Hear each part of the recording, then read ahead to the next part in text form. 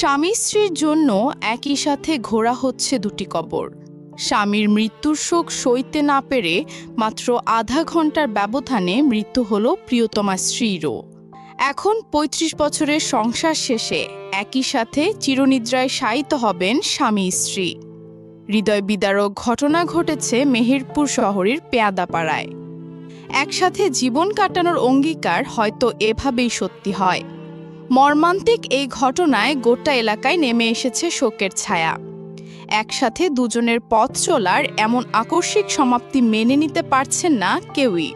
এসে দেখি আমার আব্বু আর নেই, আর আমার মা এটা বলতে বলতে আমার সামনে শেষ হয়ে গেল। প্রতিদিনের মতোই ২০ জুলাই রাতের খাবার শেষে ঘুমাতে যান ব্যবসায়ী আবুল আয়েব মুকুল ও তার স্ত্রী নন্দা। হঠাৎই রাত ২:৩০টার দিকে স্বামী মুকুল অসুস্থ হয়ে পড়লে স্ত্রীর চিৎকারে ছুটে আসেন প্রতিবেশীরা। হাসপাতালে নেয়ার পথেই মৃত্যুর কোলে ঢলে পড়েন স্বামী মুকুল।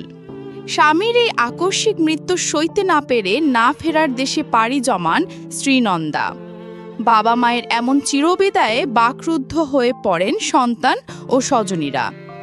১৯৯০ সালে বিবাহ বন্ধনে আবদ্ধ হয়েছিলেন মুকুল ও নন্দা।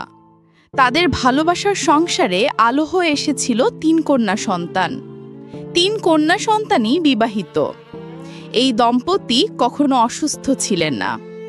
স্বামী আবুল আয়েব মুকুল মস্তিষ্কের রক্তক্ষরণ হয়ে এবং স্ত্রী নন্দা হৃদযন্ত্রের ক্রিয়া বন্ধ হয়ে মারা গেছেন বলে জানান স্বজনেরা।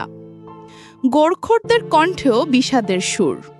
এর আগে একসাথে স্বামী স্ত্রীর কবর ভরেননি বলে জানান তারা। ২১ জুলাই জোহরের নামাজের পর জানাজা শেষে মেহেরপুর চুয়াডাঙ্গা সড়কের পাশের পৌর কবরস্থানে এই দম্পতির দাফন করা হয়।